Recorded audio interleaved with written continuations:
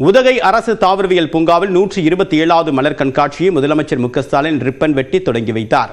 நீலகிரி மாவட்டம் உதகையில் கோடை காலத்தில் ஆண்டுதோறும் மலர் கண்காட்சி நடைபெறக்கூடிய நிலையில் உதகைக்கு சுற்றுப்பயணம் சென்றக்கூடிய முதலமைச்சர் மு.க.ஸ்டாலின் 127வது மலர் கண்காட்சியை ரிப்பன் வெட்டி தொடங்கி வைத்தார்.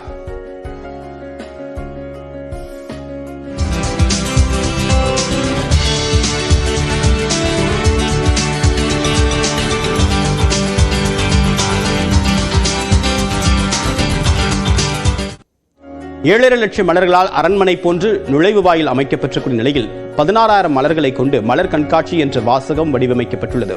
2 லட்சம் மலர்களால் ராஜராஜ சோழனின் அரண்மனை, சிம்மாசனம் போன்ற பிரம்மாண்ட அமைப்புகளும் உருவாக்கப்பட்டிருந்தன. இதில் சிம்மாசனத்தில் அமர்ந்து முதலமைச்சர் மு.க.ஸ்டாலின் மகிழ்ச்சியுடன் புகைப்படம் எடுத்துக் கொண்டார்.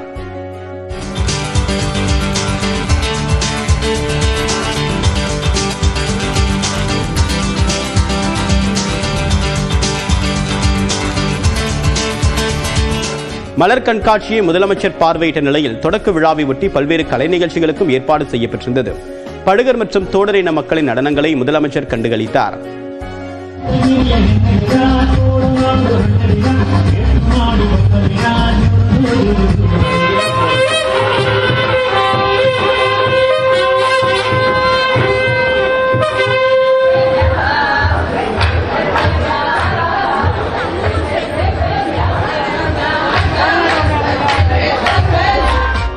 வரும் 25ஆம் தேதி வரை 11 நாட்களுக்கு நடைபெறக்கூடிய மலர் கண்காட்சியை காண பெரியவர்களுக்கு 125 ரூபாயும், சிறியவர்களுக்கு 75 ரூபாயும் கட்டணம் நிர்ணயிக்கப்பட்டுள்ளது.